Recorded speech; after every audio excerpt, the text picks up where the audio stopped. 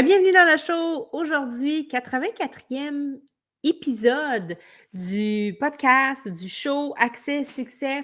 Et aujourd'hui, je vais te donner 7 solutions à tes problèmes d'équipe fréquents. Donc, c'est des réalités, tout le monde le vit, mais tu sais, on se fait happer bien souvent, on s'en rend pas compte, puis on tombe dans la frénésie du quotidien. Mais il y a des choses réelles qui se passent dans vos entreprises et avec vos équipes. Puis aujourd'hui, j'ai envie de vous donner des petits trucs pour vous aider à bypasser ça, pour vraiment résoudre ça. Donc, je vais te présenter 7 solutions avec 7 problématiques les plus fréquentes que je peux observer dans les entreprises. Et reste avec moi jusqu'à la fin parce que j'ai la dernière solution. Elle touche une réalité qui est vraiment bien présente. Puis tu ne veux pas manquer ça parce que ça peut avoir des gros impacts si tu t'en occupes pas. Alors, on commence direct là. Donc, la première des choses qu'on retrouve beaucoup actuellement dans la réalité du marché du travail, ça va être souvent le manque de personnel. Pourtant, on est dans un marché d'employés. Ça veut dire qu'il y a beaucoup de gens qui sont aptes ou qui veulent travailler ou qui pourraient travailler, mais on n'est pas nécessairement dans un marché où on retrouve beaucoup de qualité tout le temps. Donc, on peut se retrouver avec d'autres problématiques que je vais parler un petit peu plus loin, comme le roulement de personnel, mais on peut manquer de personnel. Tu sais, c'est sûr qu'il y a certains domaines où il y a un niveau d'expertise hyper qualifié qu'on peut rechercher puis qui va manquer du monde. Mais dans le fond, ce que ça nous invite à faire, parce que je veux dire, la société, votre entreprise est en constant mouvement et vous allez devoir commencer à penser à revoir vos façons de faire. Et ça, tout dépendamment du milieu où vous évoluez, puis je vais donner l'exemple, par exemple, dans le milieu dans lequel moi j'évolue, qui est le travail sur le web, ça change là rapidement. Et tout ce qui est technologique évolue extrêmement rapidement. Donc, vous devez être capable de pivoter hyper rapidement et de vous adapter et de suivre le courant des nouvelles technologies. Donc, quand on manque de personnel, il faut être ouvert à revoir les façons de faire. Est-ce qu'on est obligé de continuer à faire les choses de la façon dont on le fait, qui va demander peut-être plusieurs personnes pour le faire, alors qu'on pourrait avoir des plus petites équipes, être plus efficient, avoir des rôles un peu plus polyvalents? Donc, vous devez commencer à aller là, à vous poser ce genre de questions-là. Vous pouvez aussi regarder s'il y a des postes qui sont difficiles à combler. Justement, est-ce qu'on peut automatiser des choses pour réduire les coûts de main-d'œuvre? Oui, vous allez payer pour ces systèmes technologiques-là, mais au final, à la fin de l'année, vous rentrez dans votre argent et surtout, ça diminue aussi des fois les risques d'erreur. Vous pouvez voir aussi à créer des programmes de formation à l'interne si ça s'applique à votre domaine, bien sûr, puis ou à vous affilier peut-être avec des milieux d'enseignement. Donc, vous pouvez accueillir peut-être des stagiaires ou des programmes de repositionnement de jeunes peut-être en difficulté si ça fonctionne pour vous. Mais il peut y avoir des belles prises dans ce genre d'endroit-là qui va vous amener après ça des ressources qui vont pouvoir rester pour du moyen long terme. Donc, ça, c'est une première solution pour un des premiers problèmes. Un autre problème que je vois énormément dans des sondages que j'ai faits, c'est 50% des gens qui vivent cette problématique-là. C'est un énorme fléau, c'est un énorme problème et ça coûte extrêmement cher. C'est le turnover élevé des employés. Ça veut dire qu'il y a un taux de roulement. Qu'est-ce que ça veut dire concrètement? Ça veut dire que peut-être que pour embaucher une personne, tu vas passer peut-être 5 à 6, 7 personnes avant de trouver la bonne. Et bien souvent, tu vas avoir investi du temps, de l'argent pour la former, pour lui montrer les choses, puis ça ne fonctionne pas. Donc ça, ce sont des pertes directes pour votre entreprise. Ça coûte très, très cher. Donc, il faut vraiment se poser la question, pourquoi qu'on vit ça? Et il y a des solutions concrètes qui existent. Et c'est ce que je fais exactement avec mes clients. Mais il faut comprendre pourquoi est-ce qu'on vit un haut taux de turnover. Donc, qu'est-ce qu'on peut améliorer dans le processus de recrutement? Parce qu'il y a plein de petites choses qui peuvent être faites. On n'a pas une garantie à 100%, bien sûr, qu'on va trouver la ressource parfaite du premier coup. Mais généralement, si on applique toutes les petites choses que moi j'enseigne, que moi je montre à faire aux entrepreneurs, on élimine un bon 95% des mauvais candidats où on améliore aussi notre façon de le faire sans nécessairement travailler plus et on peut faire une meilleure sélection. Après ça, une fois qu'on a trouvé, qu'on a bien filtré pour avoir les bons talents, la bonne personne, ça, c'est une chose. Après ça, tout se joue à l'intérieur des murs dans comment vous allez être un leader et comment vous allez accueillir et intégrer cette personne-là. Donc, ça, c'est super important.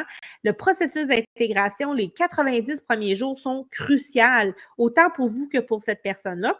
Et si les gens sont déjà en poste depuis un certain temps, ben alors là, c'est vraiment des processus internes qu'il faut regarder. Donc, le turnover élevé, c'est un peu votre responsabilité de l'adresser et d'aller voir pourquoi vous vivez ce turnover-là et de corriger. Il y a des solutions. Je veux juste vous dire ça, il y en a. Troisième des problématiques que je vois le plus fréquemment, ça va être des employés qui sont peut-être un peu capricieux ou exigeants. Donc, vous êtes aussi, vous, peut-être un entrepreneur exigeant, c'est certain, on a tous des hauts standards. Mais on a tous certains employés qui, des fois, qui, justement, sont bons, on est contents, sont compétents, mais ils ont tout le temps des petites demandes particulières, puis on se dit, Caroline, il me semble que ça frôle des fois les accommodements raisonnables. Donc, l'idée là-dedans, c'est de trouver l'équilibre. Comment est-ce qu'on peut répondre à des besoins pour ne pas perdre justement nos employés sans s'écarter du cadre qu'on s'est donné, sans faire de favoritisme, sans justement brimer le reste de l'équipe. Donc, c'est d'arriver à trouver des solutions. Ça peut être des horaires flexibles, si ça peut être des conditions de travail adaptées, toujours dans la flexibilité, mais qu'on pourrait offrir à tout le monde. Donc, si on offre un certain type de conditions de travail à un employé, il faut qu'on puisse l'offrir à un autre employé de la même façon. On peut aussi aller avec des types d'approches de rémunération compétitive. Donc, ça aussi, c'est intéressant. Puis encore là, il y a différents plans de rémunération qui existent. Donc, je pourrais éventuellement faire un contenu sur ce sujet-là. Je trouve que c'est intéressant.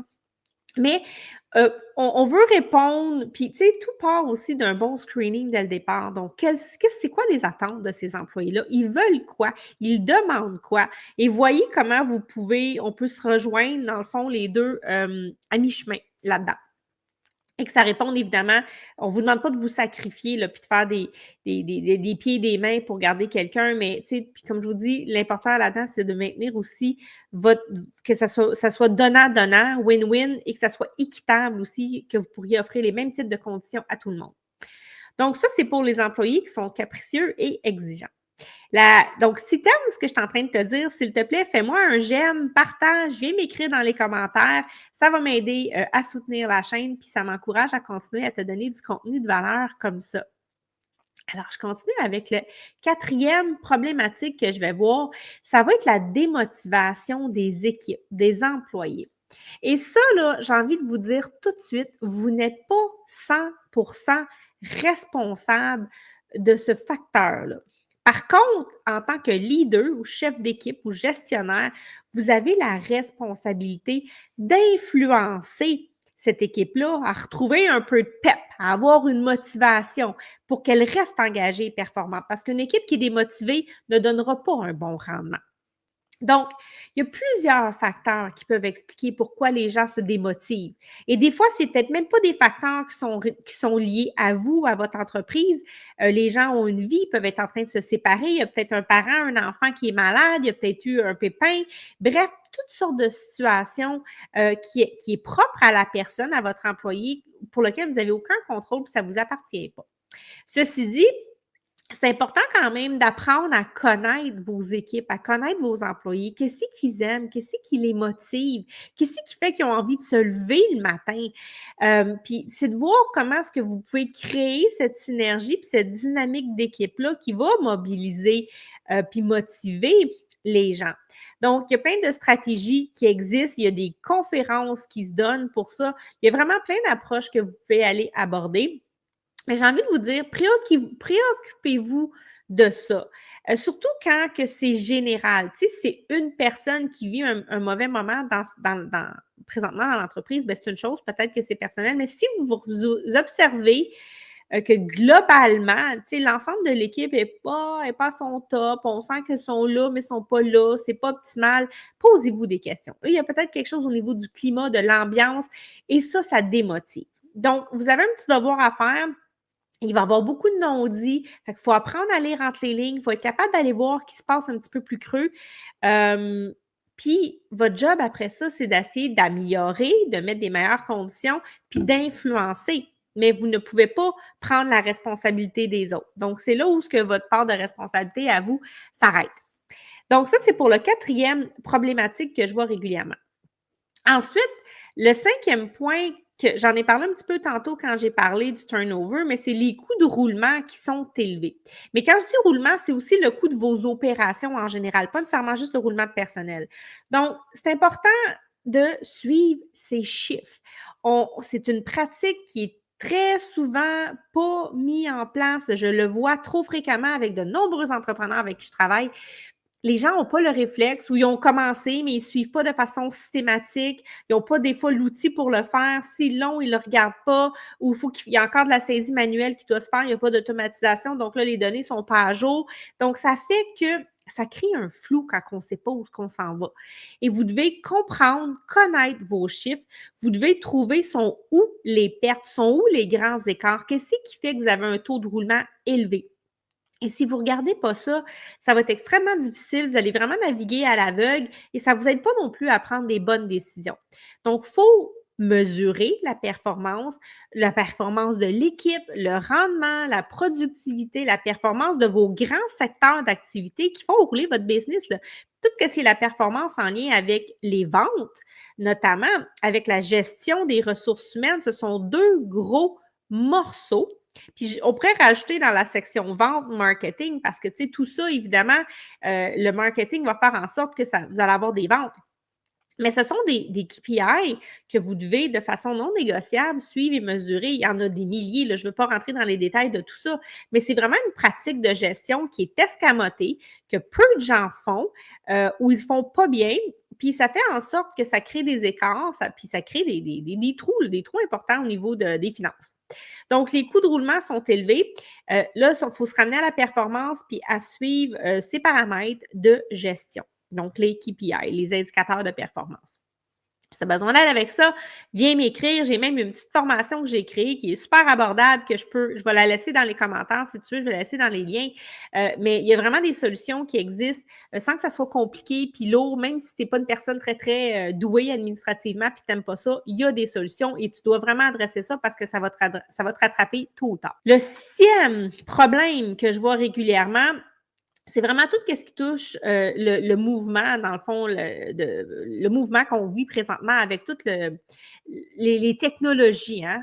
Toutes les technologies qui sont en train de se mettre en place, l'intelligence artificielle qui est en train de faire une flambée partout.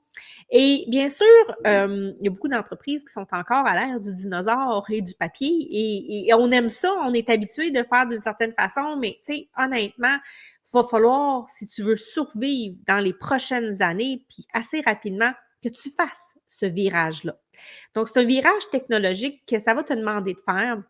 Et soit que tu embarques dans le bateau ou tu n'embarques pas, mais tu vas te faire rattraper et tu vas avoir beaucoup de difficultés si tu n'adhères pas aux technologies de l'information puis aux solutions technologiques qui existent parce que ceux qui vont les utiliser vont être capables d'être extrêmement compétitifs en termes de prix parce qu'ils n'auront pas justement des salaires puis de la main-d'œuvre à payer parce qu'ils vont voir automatiser plein de choses. Ils vont garder le minimum d'employés où ce que la tâche humaine est toujours nécessaire. Et ça, si tu ne prends pas les devants là-dedans, tu vas avoir beaucoup, beaucoup de difficultés dans les prochaines années. Donc, mets un plan de transition. Si tu n'es pas encore rendu là, il n'y a pas de panique, mais il faut que tu commences à y penser, que tu te mettes en action. Puis, tu sais, regarde aussi, c'est quoi la moyenne d'âge dans ton équipe. Puis, il y a un lien direct. On s'entend que les générations plus vieilles, les X, les baby boomers, ne sont pas du tout du monde technologique. Bien, les X, peut-être un peu, mais pas tant que ça. Donc, il faut que tu penses, mon équipe, es-tu assez vieille ou est assez jeune? Si elle est assez jeune, eux autres là, sont dedans. D'ailleurs, sont les meilleures personnes pour t'aider, pour mettre ça en place. Ils vont en connaître plus que toi. Donc, choisis aussi tes ressources en fonction de ça. Les millénials, les Z sont excellents pour ça. Et les alphas qui s'en viennent ne sont pas encore sur le marché du travail. Ils vont être encore meilleurs parce qu'ils sont nés là-dedans. Donc, choisis les bonnes ressources en conséquence. Commence à y penser. Mets un plan de transition. Si tu as besoin d'aide avec ça, tu peux venir m'écrire. Ça va me faire plaisir. Et trouve les ressources, les bonnes personnes pour t'aider. Mais passe pas à côté parce que tu risques de manquer ton bateau. Et 7e, puis je vous l'ai dit, je la gardais pour la fin, je trouve que c'est super important. Malgré tout ce que je viens de dire, malgré la technologie, il va en rester des humains. Il va en avoir encore des gens, on va avoir encore besoin des gens. Et la santé mentale des employés est tellement un grand fléau. Le burn-out, l'épuisement professionnel. Je vous le dis, là, j'ai travaillé longtemps dans la fonction publique. Je pense que là, je vous donne des stats un peu là, comme à vol d'oiseau de même, là, mais je pense que 80 des arrêts maladie sont des problèmes au-dessus des épaules. Donc, les gens, ils font de l'anxiété, gèrent mal le stress, la pression, des fois un mauvais bas, sont pas capables de coper avec ça. C'est un enjeu, c'est un fléau, la santé mentale, et vous devez être sensible à ça.